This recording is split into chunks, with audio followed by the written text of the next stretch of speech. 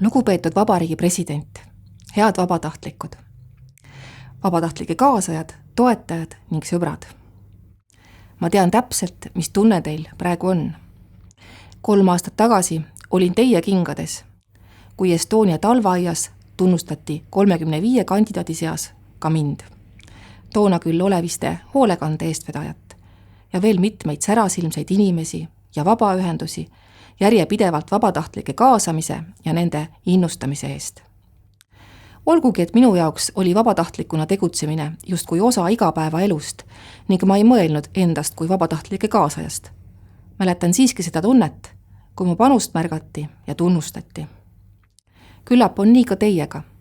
Võib-olla mõni teist ei olnudki teadvustanud, et ka tema on osake pooltest Eesti elanikest, kes viimase aasta jooksul vabatahtlikuna on tegutsenud.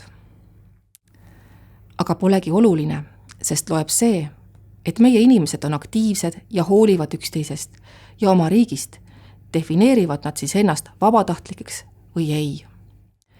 Mulle meeldib mõelda, et igaühe panus on nagu veetilk või lumehelves.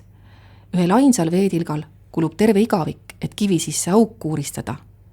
Kui veetilku on aga 100 000, saab sellest juba oja ja muutused juhtuvad palju kiiremini.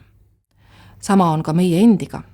Seni, kuni toimetame üksinda, ei saavutame ealeski nii suurt mõju kui koos tegutsedes. Koos teeme Eesti paremaks kohaks, kus tahavad elada meie lapsed ja nende lapsed. Tänane aumärgi saamine on vaid vahefiniš, mitte lõpppeatus.